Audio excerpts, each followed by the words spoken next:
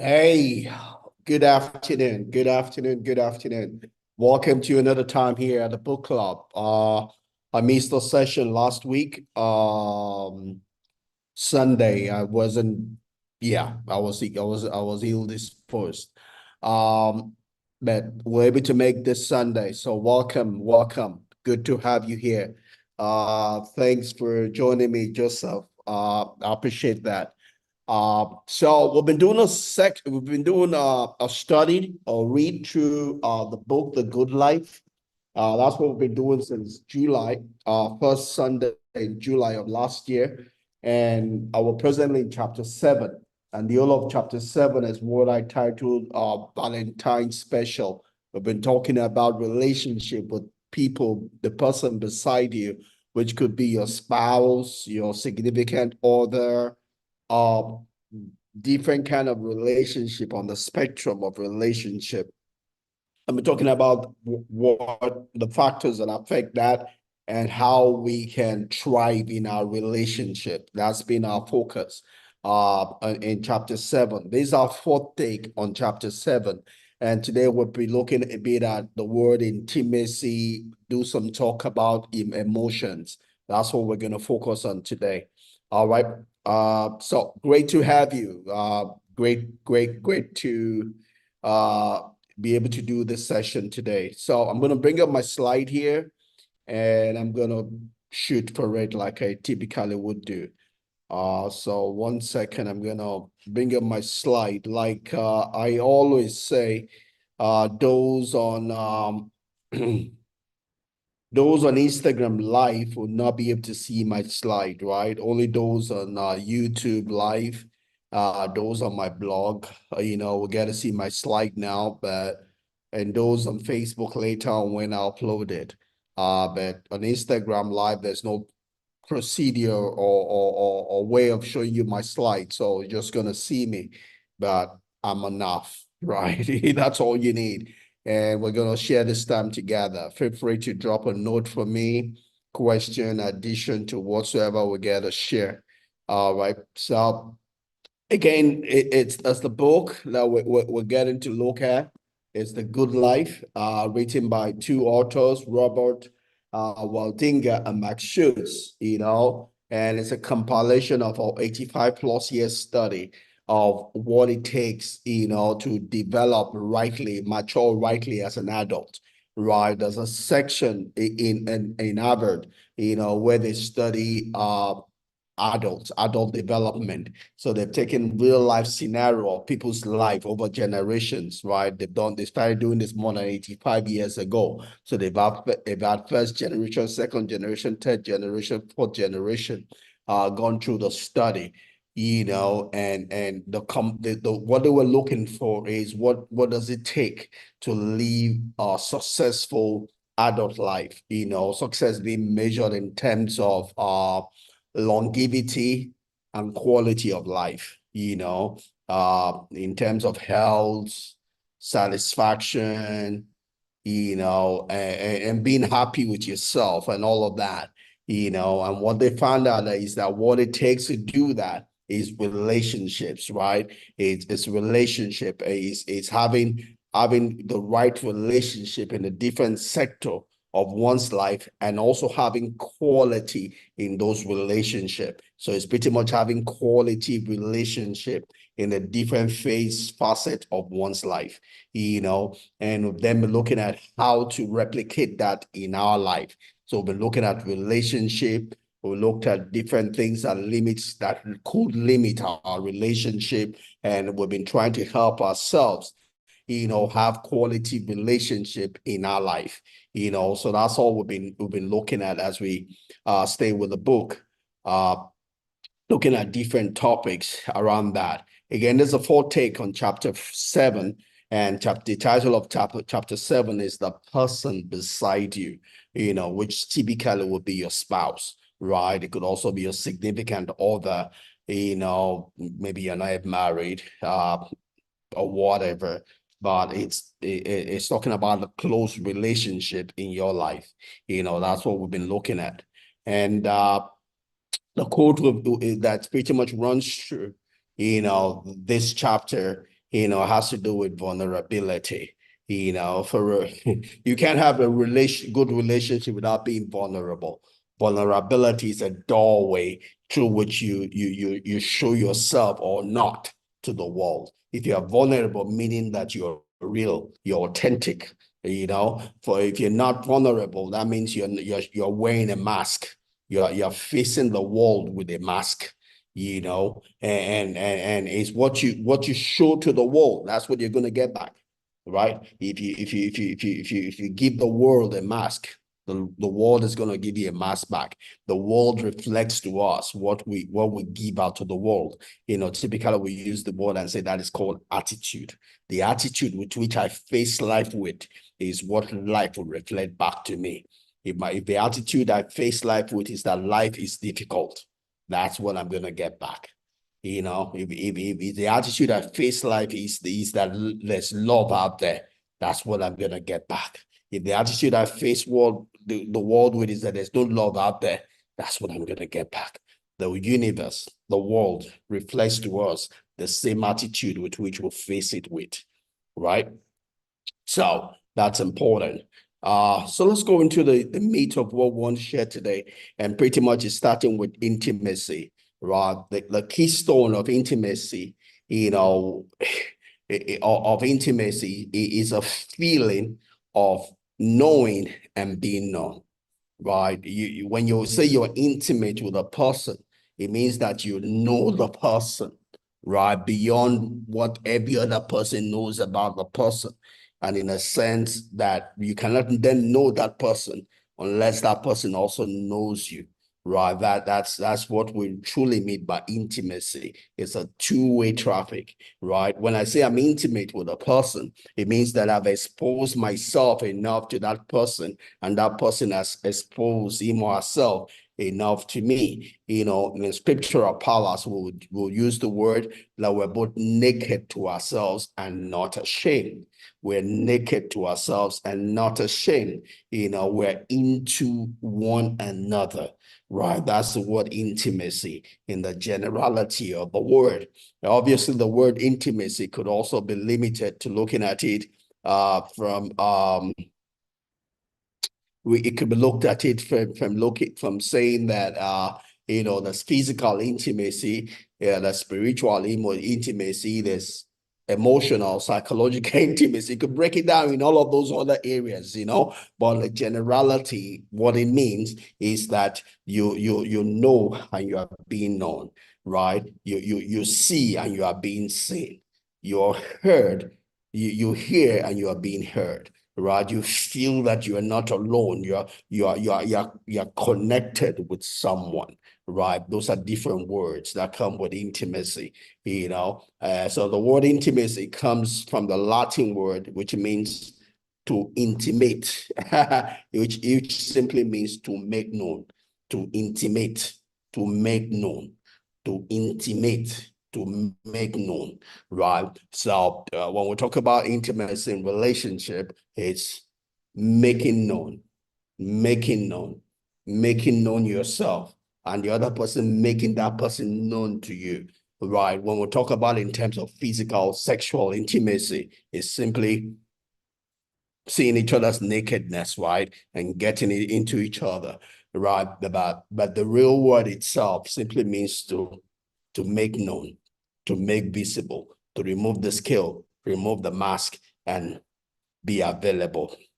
The real person comes out, into that relationship, so that's pretty much what the word on its own means, right? So when we talk about intimate knowledge of one another, it's a feature of romantic love, right? You can't truly be romantically in love with someone that you are not you are not intimate with, and that doesn't have to be physical, right? Especially when you're still courting and you're not married, but to be romantically in love with someone means that you're not wearing a mask with that person. You are being yourself. You are bringing yourself to the party and hoping that the other person is bringing him or herself also to the party, right? Because for you to feel intimate, it means that you have a sense that you know the person. You cannot be romantically connected with someone you don't know, right? Or you cannot be intimate with someone you don't know. You can be infatuated, but when it comes to the word romantic, there's a need for knowledge. Everything before you're truly romantically in love, is what we call infatuation. Infatuation. Romantic love involves a bit of filial, not just eros, right? Infatuation is mere eros, right? For you to go romantic, you have gotten a bit of filial added to your eros, and also a bit of agape, for it to be something that you are moving forward with, right?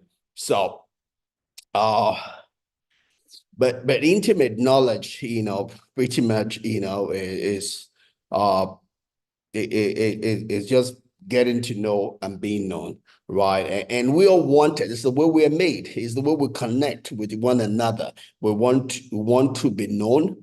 We want to be seen, and we want to be heard. We want to matter. What you're looking for in intimacy is you want to matter. You want to matter to someone. Just that other person wants to matter to you, right? That's what you get in intimacy. You won't be intimate with someone that you don't matter to, right? So, and it's something that we all crave for. We crave for someone, to matter to, right? And so all fruitfulness, I.D. Baker puts it this way, says all fruitfulness flows from intimacy, because in intimacy you are bringing the whole of you to the table, right? When you're intimate with somebody, you're bringing the whole of you unmasked to the table, right? And therefore you can then, that involves everything you have, your giftings, your talent, and that's where fruitfulness flows from, because that's where you're being, you're productive in a place where you bring yourself unmasked to the table. So when you have relationship where there's no intimacy, there's no productivity, because everyone is holding back, or you're holding something back. And people could be married for years and they're not intimate. They're just having sex. Yes, they're having physical intimacy, but they're not intimate in the real sense of the word intimate, because trust is lacking, right? Trust is lacking. For as long as you cannot be naked and not ashamed, you're not bringing the whole of you to the party. You're not bringing the whole of you to the table, and you're not then able to get the fullness of the benefit of relationship, right? You're not able to be as productive as you could be, right? Because in relationship, it's all about synergy, right? The beauty of the relationship is producing synergy. And when we talk about synergy, we're talking about the resultant combination of the two being greater than the sum of the individual parts, right? That's what we call synergy. We also use the word for it, the mastermind, creation, So when a relationship is such that people come in unmasked, with trust in and for one another, then they're able to then produce what we'll call that synergistic result, that mastermind result. In scriptures, the word will say, two will put to flight 1,000. Two will put to flight 1,000. Two will have the power of 1,000. But I mean, no, that's not, I'm saying it the reverse. One will put to flight 1,000. One will have the power of 1,000, and two will put to flight 10,000. You see, the sum of those two is 2,000. But because they come together in a place of unity, right, in a place of intimacy, in a place of being open to one another, trusting one another, naked to one another, authentic to one another, they're then able to produce more than the sum of their individual whole, right? The two can then put to flight 10,000. The power of two of 2 becomes 10,000, not 2,000, right? That's what you get in a synergy, right? That's what you get when you come into a relationship in which you both trust one another and you are bringing all of you to the table, right? So the greatest gift is a portion of thyself. The greatest thing you can bring to a relationship is yourself, right? It's not the gifts that you give, but yourself.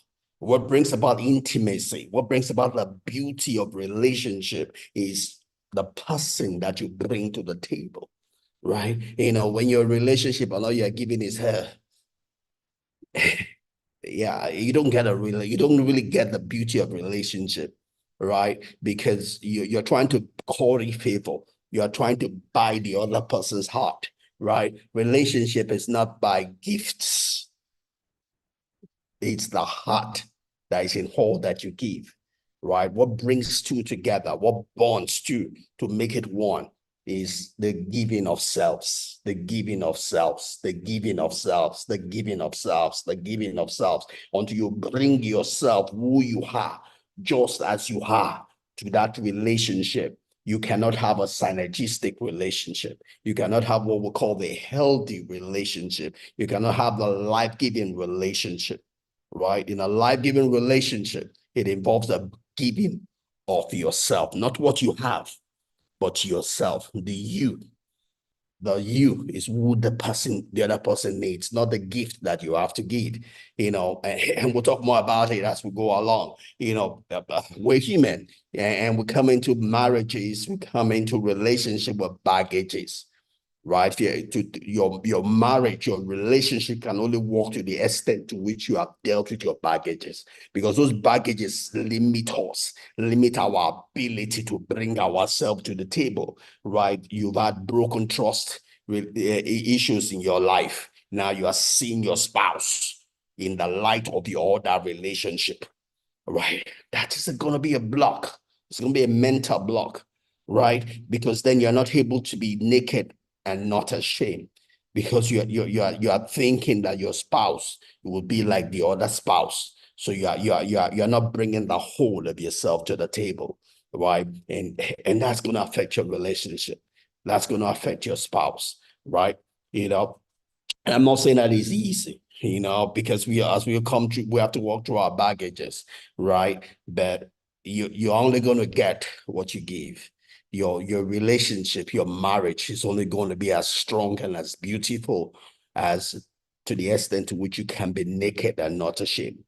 Because what makes your marriage, what makes your relationship is the you that you bring to the table, is the you that you bring to that relationship, that friendship, right? If you bring someone else, a mask, you're going to get the result of the mask, not you.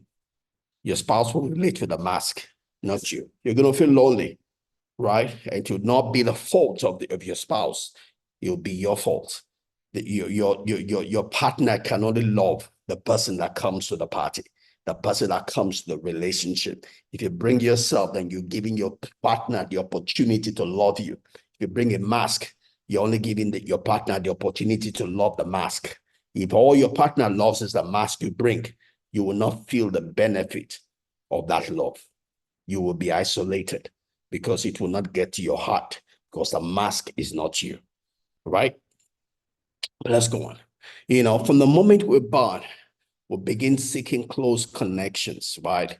Because God made us for relationship. God made us for relationship. He did not make any one of us to be alone. Even God himself, after making Adam, said, it is not good for man to be alone.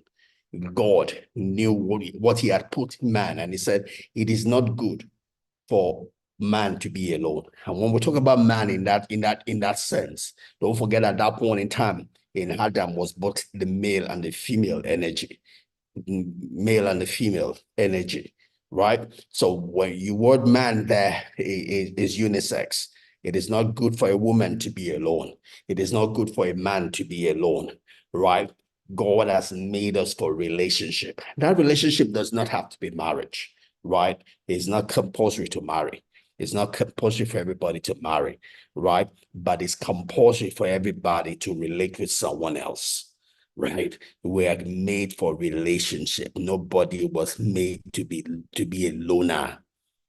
Don't live your life a loner. You will not get the best of life by being a loner.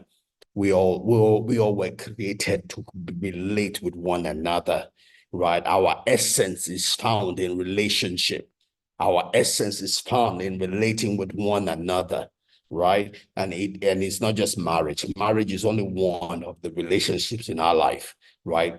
We're meant to relate with our sibling, our parents, our children, our friends, our associates, our society members, whatever. But we need relationships in our life, That is what makes life, enjoyable. That's what makes life beautiful. That's what makes life enriching, right? Without relationship, it's going to be a wilderness, right? It's going to be a wilderness. You're not going to get a beauty of life. Beauty of life, comes from someone knowing you, someone hearing you, someone seeing you. It comes from you hearing someone. It comes from you seeing somebody. It comes from you knowing somebody, right? That's where beauty of life comes from. Beauty, you can't do that yourself, right? Yes, you can do a good part of that yourself. You must love yourself. You must see yourself. You must hear yourself, right? You must know yourself, right? That's important because if you don't do that for yourself, no other person can do that for you. It's a starting point, but it's not the end point, right? So from the moment we're born, we begin seeking close relate connections, right? Both physical and emotion to others, because that's just the way we're created.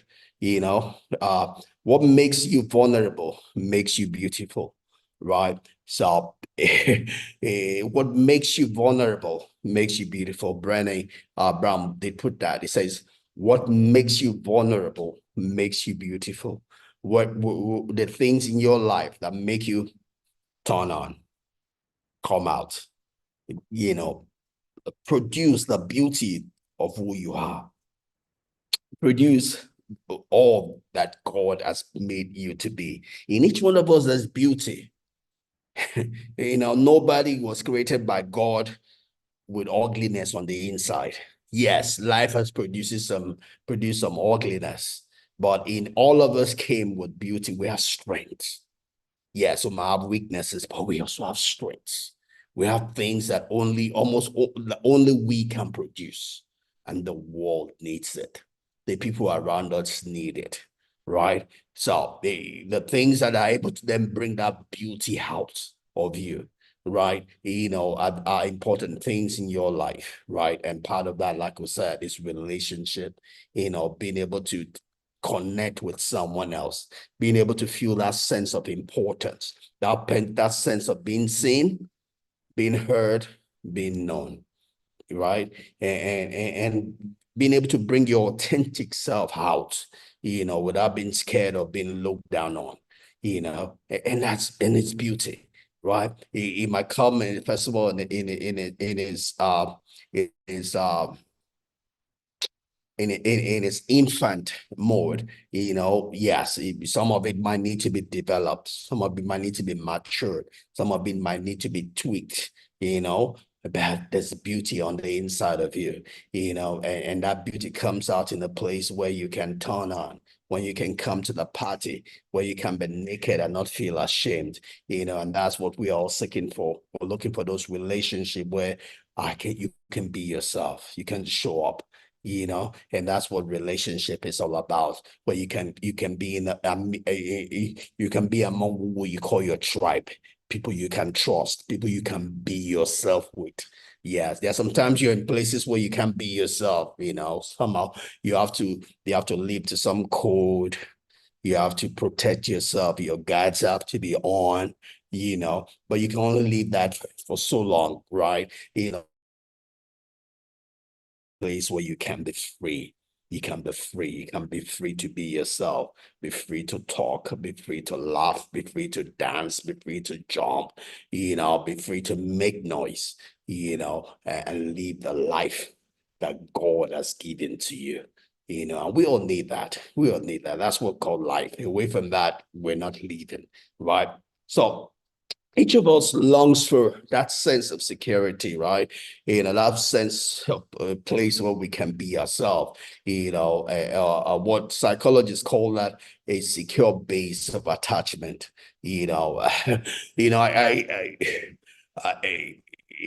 that's that for me.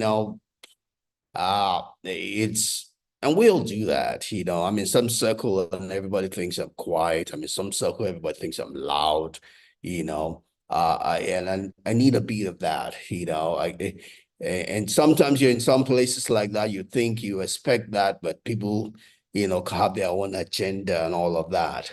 But we all need times in our tribe with people that know you, trust you, and you can be authentic with and it's a place where you feel secure. You feel at home. We call that home. You know, um, uh, quick one. Sometimes when I'm away from home, I can shout, I can do all of that, and when I come home, I just want to be just quiet. Sometimes that doesn't work with my wife. She expects me to be the same old loud person I am outside the home. But hope I can do that. I can play to the gallery all my life, Uh but but key word is that we all need a place where we can feel secure. We can be authentic. We can be ourselves. We don't always have to have our guards on. And we can only do that with people that we know, people that we believed with, we've tested and they've tested us, and will feel at home with, and each of us have a particular way of staying connected to the people that we need, that place where you find security, you find rest, and it's not just with your spouse, it could also be with trusted friends, we've talked about earlier, we talked about people, platonic love, we've talked about romantic love, that it's not just your spouse you feel at home with, you know, I spent this morning with my dear sister here in the estate.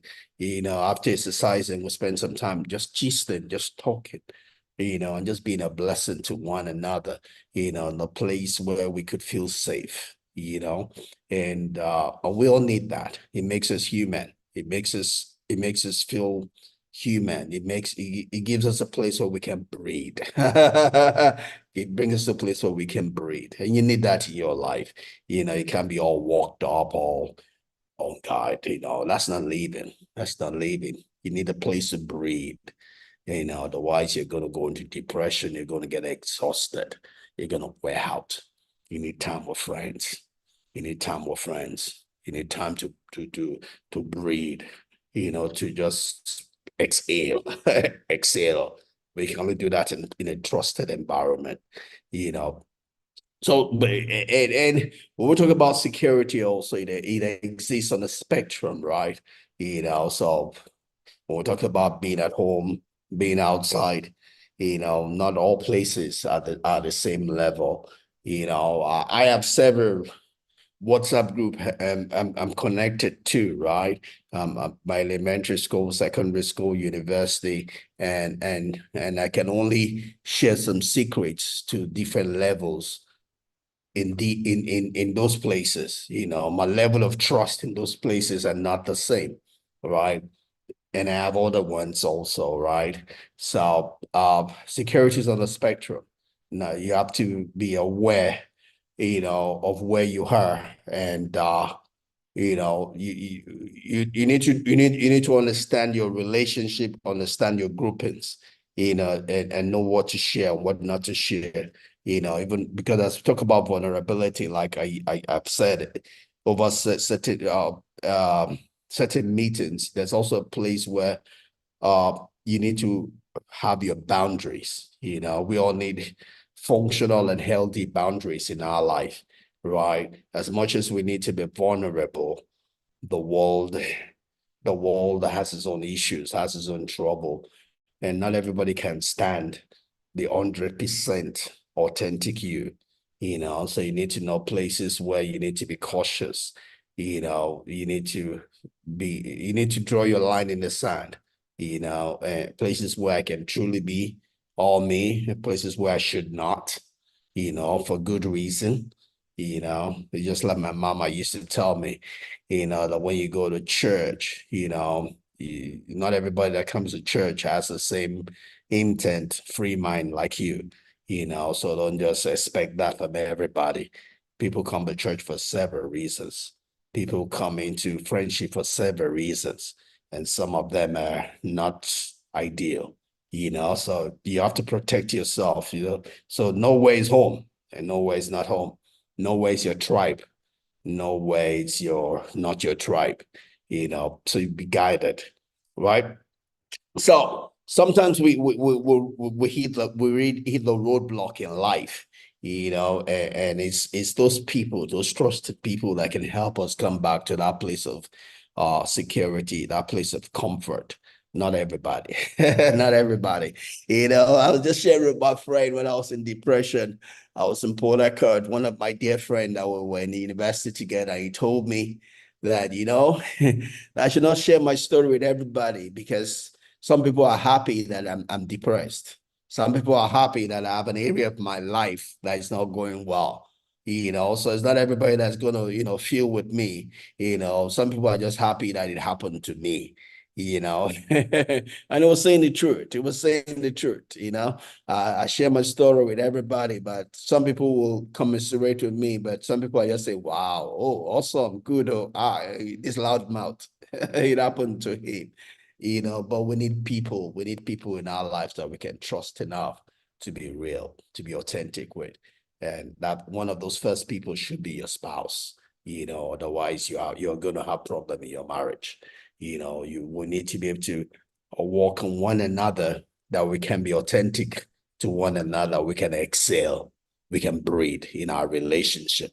That's important if you're going to have a healthy, life-giving relationship, marriage, right?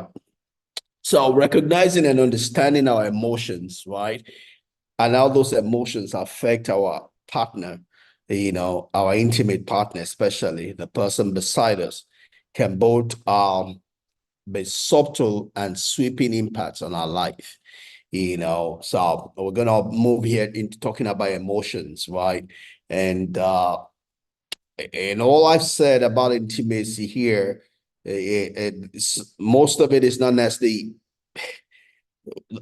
a sense of security is not necessarily reality, it's a perception. If I feel a sense of being safe, it's my perception, which not all the time it's real, but it's what the way I perceive the person or the environment to be, right? And that can come from the way I feel in that relationship, or the way that relationship makes me feel, right? And it's important to understand because it affects us. If I'm with my spouse and I don't feel safe or I don't feel, those are emotions that come to play. And it helps us to understand those emotions because feelings are finicky. They don't necessarily have definitions of their own, right? I can feel somehow doesn't mean that is what it means. It could mean 1,001 things. I could feel two people can feel one way, but it could mean 1,001 different things to both of them. So in our relationship, it helps to get a good grasp of our emotions, right? Because it can destroy us. It can destroy our relationship, if we don't have a good grasp of our emotions. Our emotions are good, beautiful, but they are meant for us to use, not for them to use us, right? Earlier we talked about infatuation, right? Because you're infatuated about someone doesn't mean it's your spouse or God is telling you to do something. When we're growing up in Christendom university, we used to talk about those different things. You saw someone and you felt your whole body began to shake, and you felt, and we used to describe it as heaven came down, glory filled my heart. Because you're all shaky because you saw someone doesn't mean that person God is telling you to marry. There might be 1,000 one of the reasons why your whole body is shaking at that point in time, and might have nothing to do with you getting engaged or married to that person, right? People have made a shipwreck of their life because they felt that physical feeling, that enwrapment was God talking to them, whereas it was just a sheer infatuation, right? And they went ahead with it only to be married to demons, right? Or just things out of whack in their relationship, so it helps to understand our emotions, because then that helps us to use them rather than having our emotions use us, right? So understanding how others feel and think is beneficial to our relationship. Understanding how we feel and think is beneficial to our relationship, whether it be that relationship with our spouse or relationship with every other person. Generally, like I said, I had a good time with my sister here sharing this morning, and and I have several people like that in my life, that I get to share with, spend time with, and I and need to balance things and know what each relationship represents, and put them where they are, where they need to be, not confuse them, with what they are not, right? So when we talk about emotions, the American Psychological Association defines emotion as conscious mental reaction. It's a conscious, you're conscious of it. It's a emotion is not something that's passive. It's something that you feel at that point in time you're getting it. It's a conscious mental reaction. Again, it's a reaction, it's not an action. It reacts. So when I feel somehow, when that brother is all shaky and about seeing some sister, it is not necessarily an action, it's a reaction, something about that person. You are reacting to something about that person, right? That does not necessarily mean it's God. It might just be something in your past, a record in your past that there's a similarity to how that person is concerning the record in your past, right? So when we talk about emotion, it's something you're conscious of, you can feel it, right? It's a mental reaction. It's your mind that is making it, right? You cannot have emotions to something that your mind is not perceiving. Emotion is a conscious mental reaction. Your mind is reacting and is then giving it out. The way you see it is the way your body, the emotions in your body, but it's a mind connection. You cannot have emotions for something that does not pass through your mind, right? Emotion, again, is emotion, energy, emotion, energy, emotion. Energy is directed according to what your mind or where your mind directs it, all right? So emotion, again, is a conscious mental reaction, right? We have the easy example as anger, fear, belief, body shaking, jittery, all of that. You feel in love or you out of love or whatever, right? But so let's get the keywords. It's conscious, it's mental, it's a reaction, it's responding to something. Another keyword there is subjectively experienced. It is subjectively experienced. It's subjective, not objective, right? It could mean 1,001 things because the same emotion can occur due to different things. So there's no one answer for feeling one way. Quick example in scriptures, right? Peter, Jesus Christ said, who do men say that I am? Peter felt one way and said, "Oh, you are the Son of God."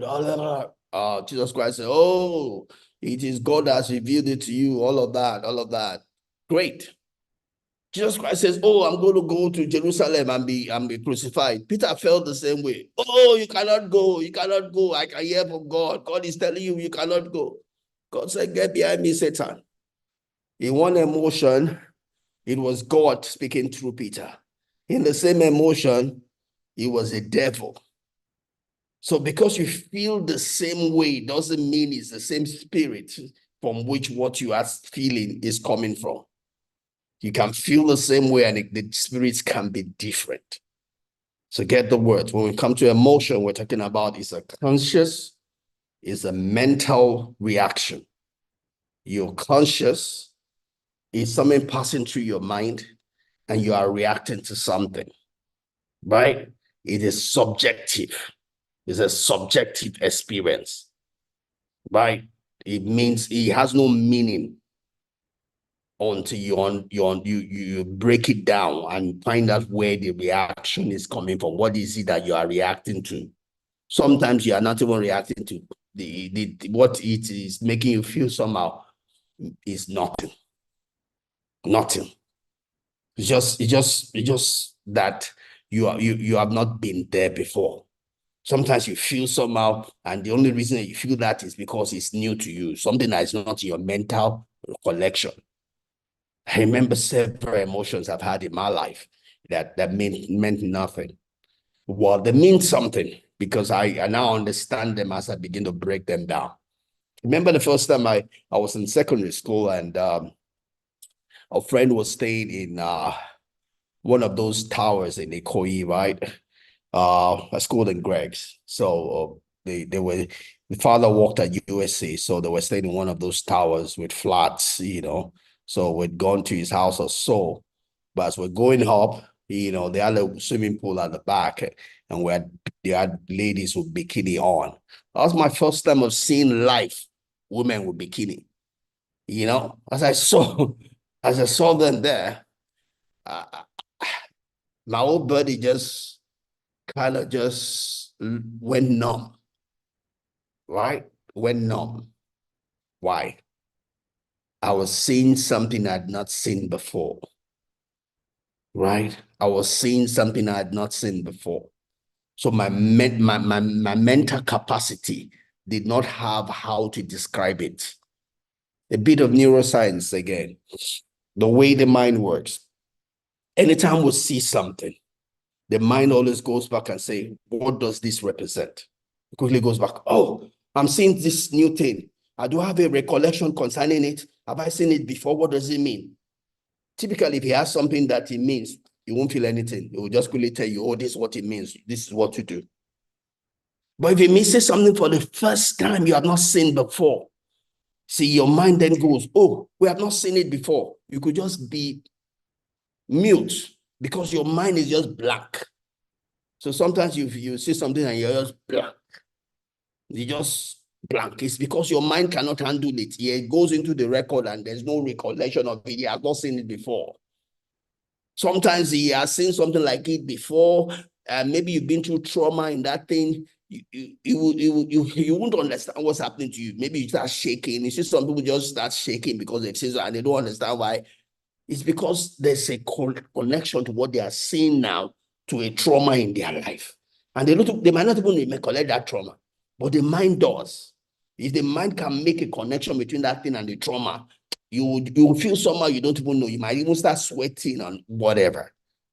But you see, your mind is reacting. Sometimes you know you are conscious of it, sometimes you are not conscious of it. Right? So, so that's why it's subjective. Because you're feeling somehow, it does not mean it's this or that until you break it down and understand what is going on. Right? So when we talk about emotions, it's a conscious mental reaction, but it is subjective, right?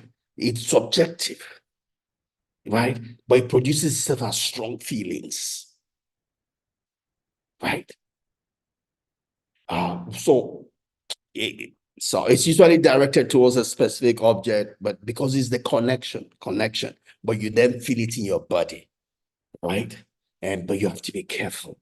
I remember as I was growing from coming into puberty, you know, And unfortunately, unlike today, where we have a lot of information and people can break things down for us, when we went through that, we didn't have it.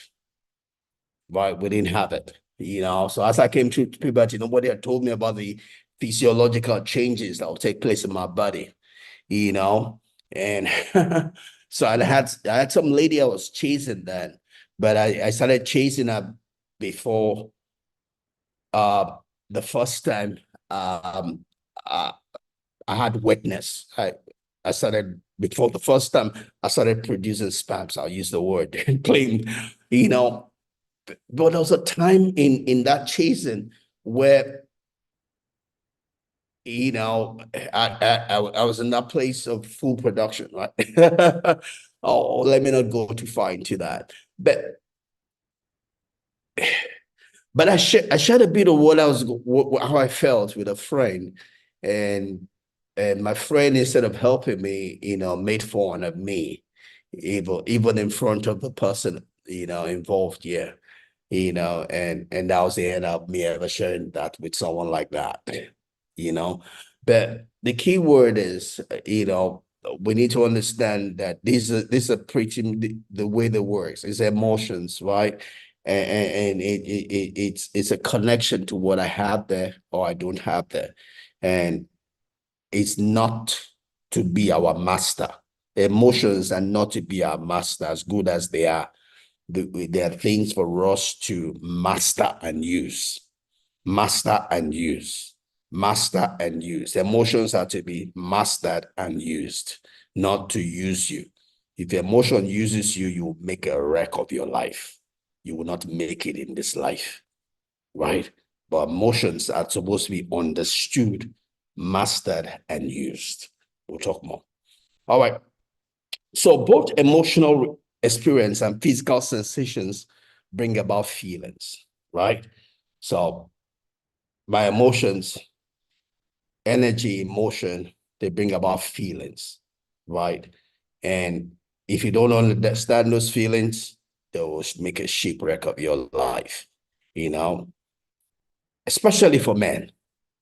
When you're relating, men and women relating, right? If you're being too close to someone who is at that place looking for marriage, it's very easy for you to have emotions, right? I've had that at several times, and I've had to distance myself.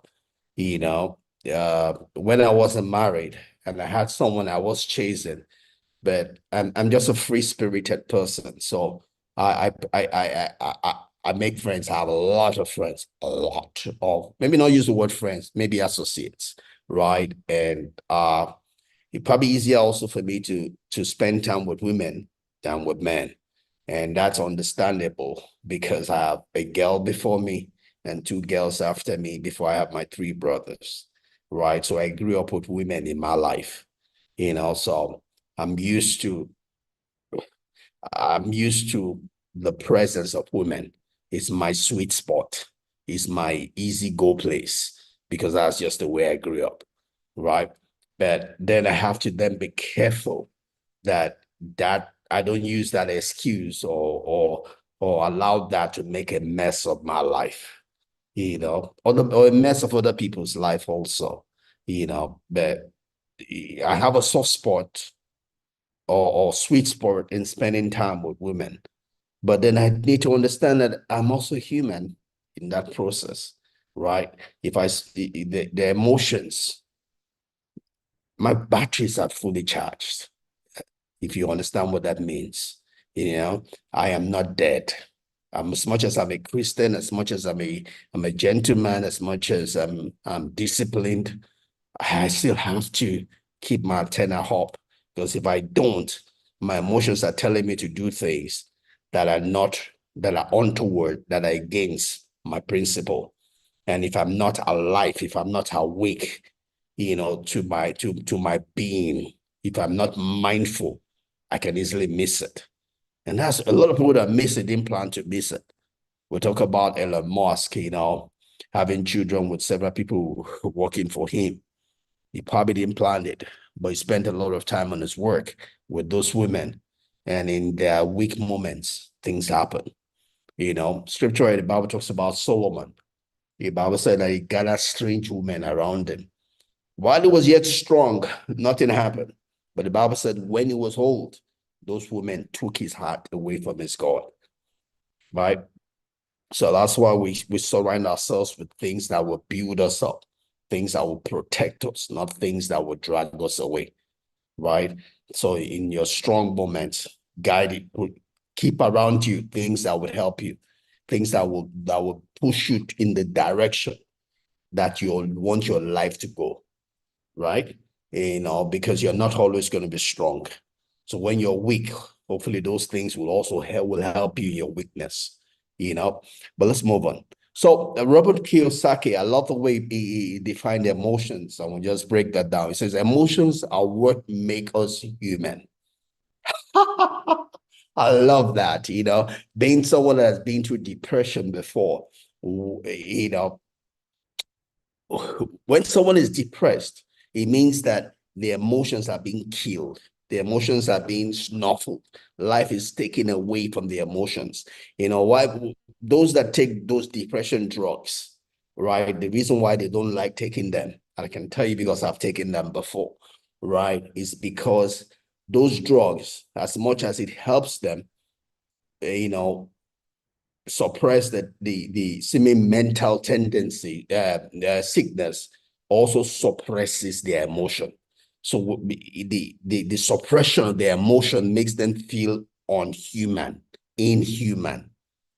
That's why most people on those depression drugs don't like it. They like the good effect, but the side effect of making them less human because they don't feel it. It takes away their feelings, make them go off those drugs, right? That is why a lot of them give up on those drugs, right? Not necessarily because of the pain of using it or the trouble of using it. It's a side effect. It makes you feel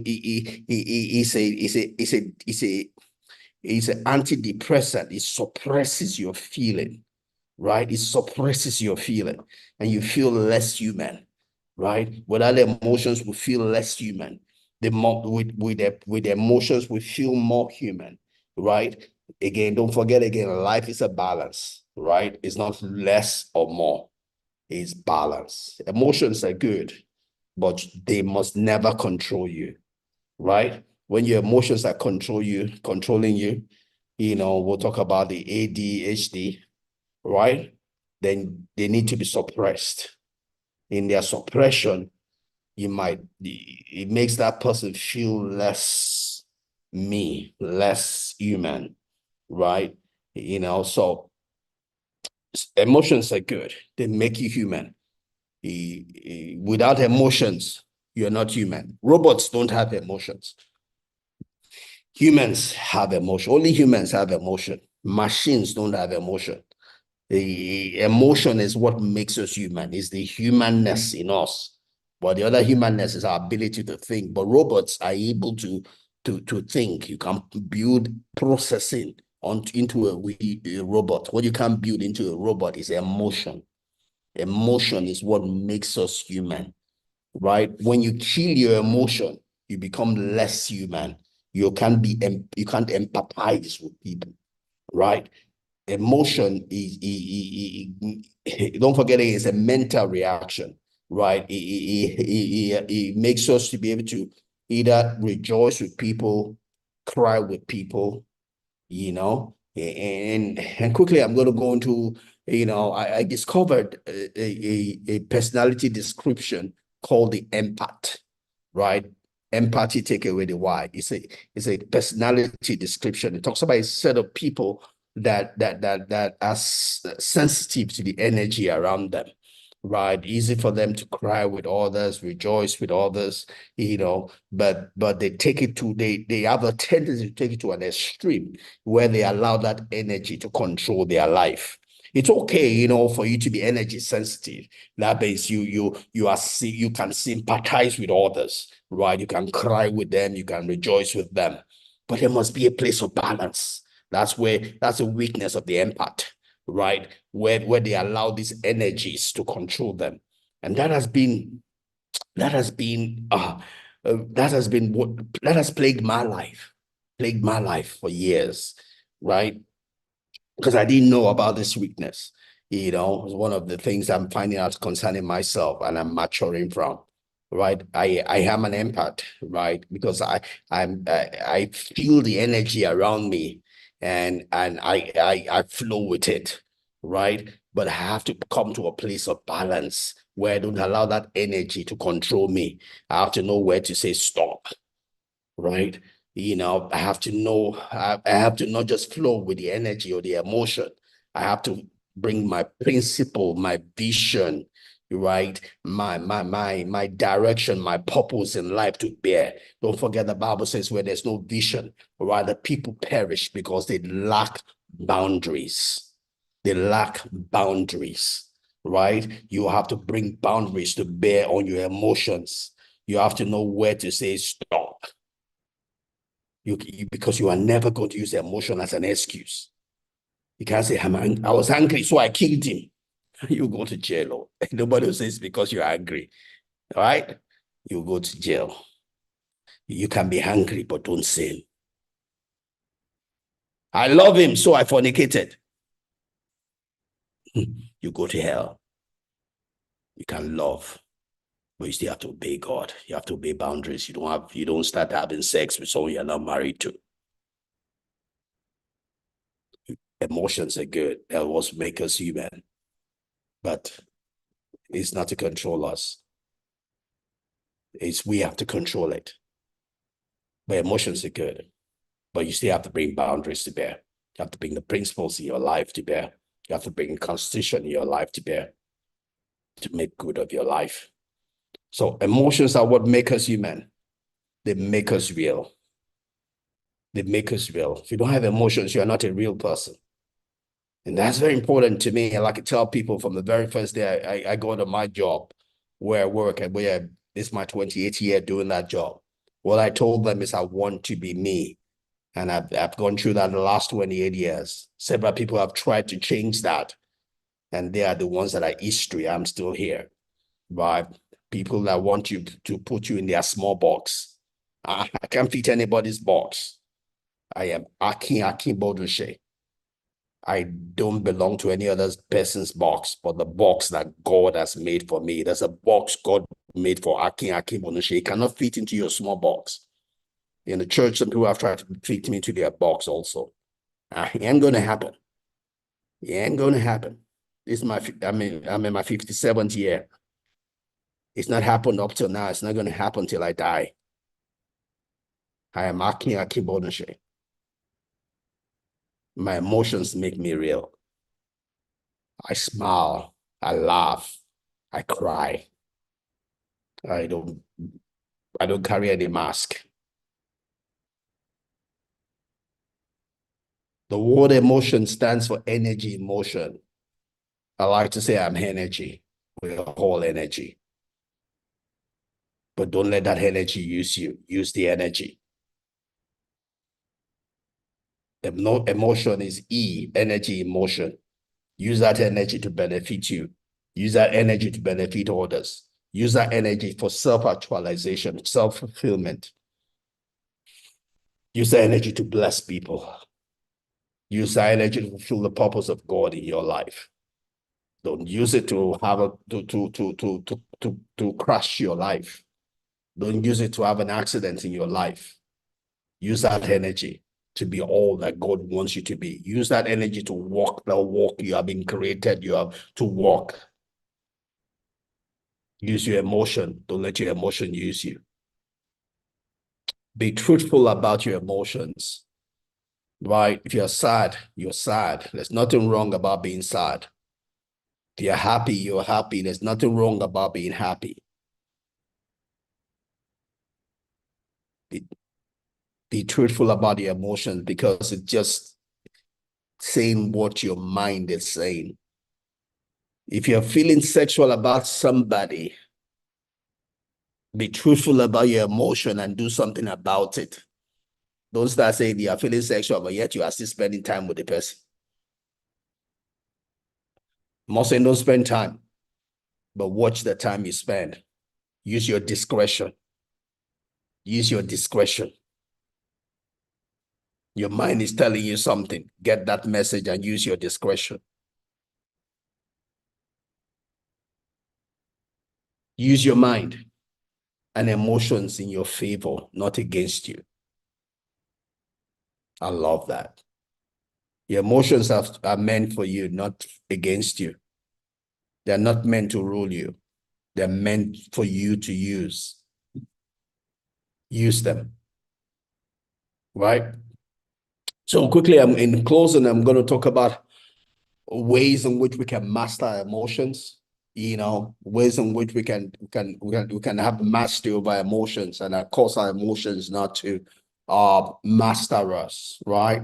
And one of the things we do is that we create space between what is triggering my emotions and my response to it. That's very important. Very important. Don't just don't just jump on everything your emotion is telling you. The example that comes to mind for me was years ago, I'd gone to visit a cousin of mine. I was saying bye-bye. Cousin was in some downstate, all of that. I shouldn't even say this. But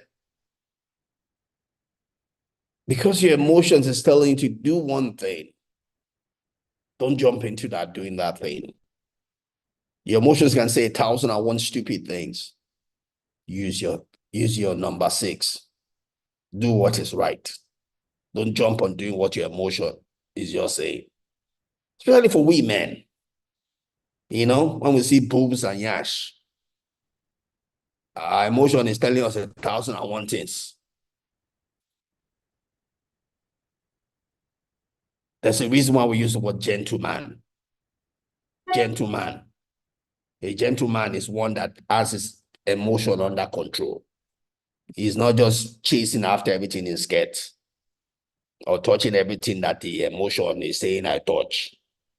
Gentleman, your gentility will save you. Your gentility will save you. See all those people that are being held for rape, all of that. It's because they refuse to be gentle. Your gentility will save you. One of the greatest energy is sexual energy, but it's not meant to control you. It's meant for you to, in the face of it, hold yourself. Your ability to hold yourself, your ability to transform that energy to better use in your life. You don't do everything your sexual energy is telling you to do. So when you have emotions, don't rush after it and do what if.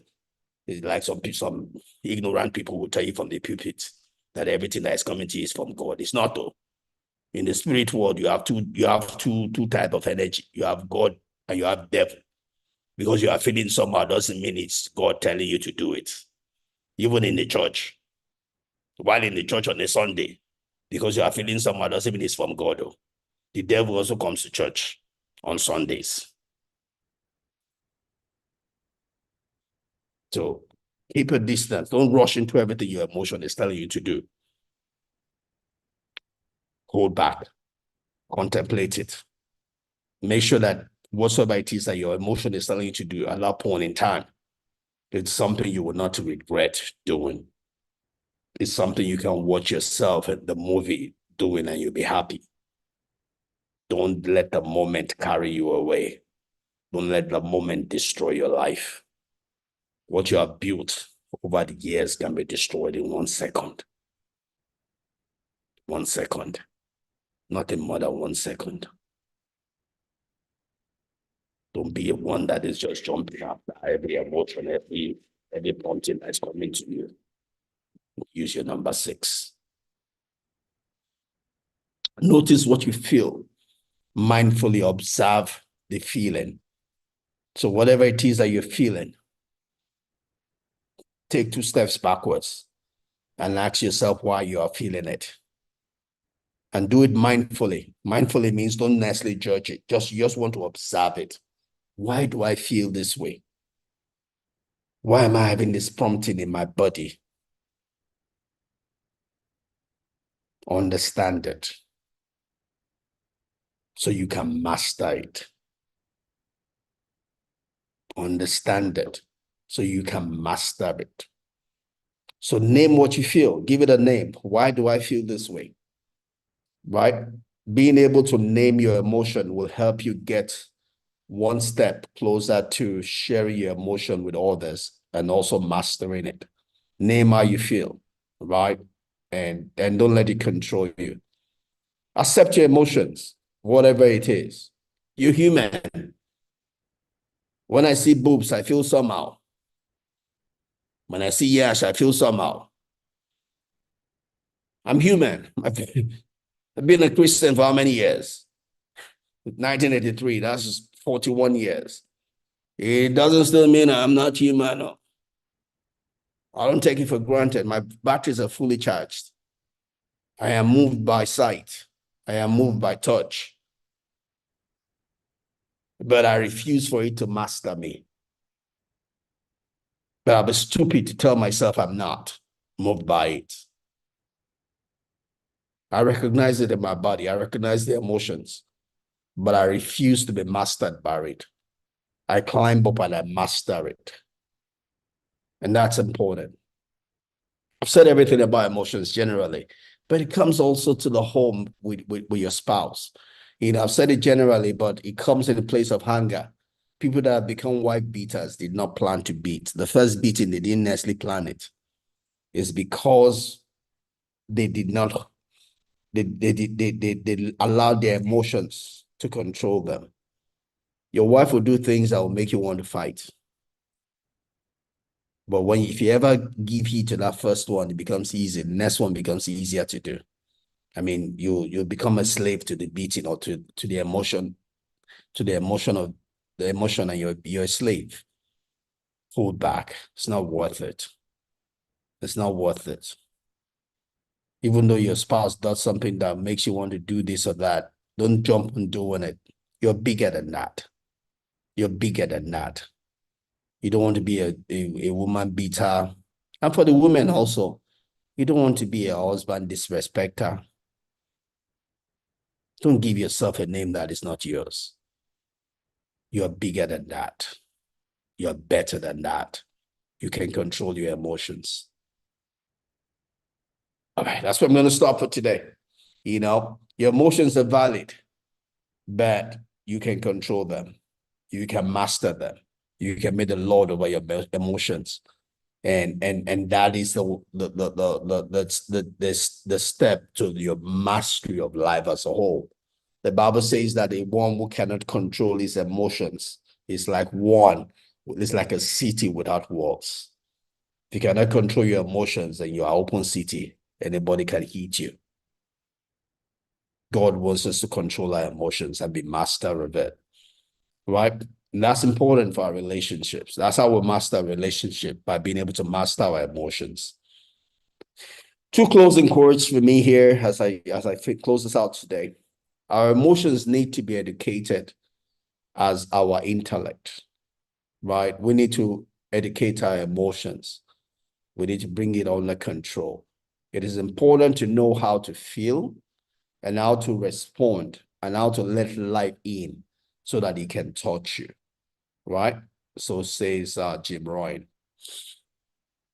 Herbert W. Armstrong, a beautiful minister, he says, if I had to define love in 4 words, I would say love is an unselfish, outgoing concern for the good and welfare of the one loved, right? My emotion has to be that I'm doing it is an unselfish, outgoing concern for the good and welfare of the one loved. Love is primarily on the giving, serving, sharing side of the fence, right? Not the opposite. Love is on the giving, the serving, the sharing side of the fence.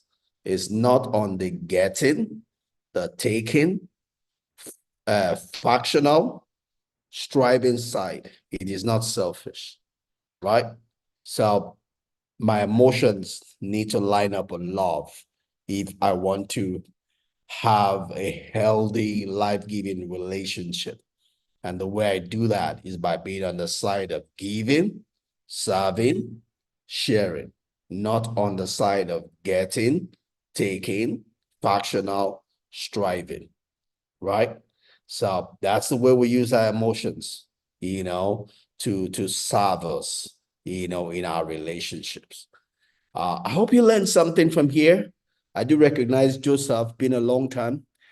Thanks for staying with me. I hope you learned something or you got something. Feel free to drop a note for me, Facebook, wherever. There's something I said you didn't understand or you don't agree with. Feel free also. I'm learning also as I'm spending this time doing this also. I'll get to post this on my reel on Instagram live. I'll be on my YouTube channel. It would be on my Facebook also. And I hope it does bless you. Kika Kim just came in. Thanks for coming in. I'm about shutting this down, but you'll find it on my reel on Instagram live, on YouTube, on my blog as well. And thanks. I appreciate you. All right. God bless you. Have a good one. Have a great new week. And see you at the same time next week, Sunday. All right. We'll continue with this line of thought on relationship. All right. Take care. God bless you. Bye-bye.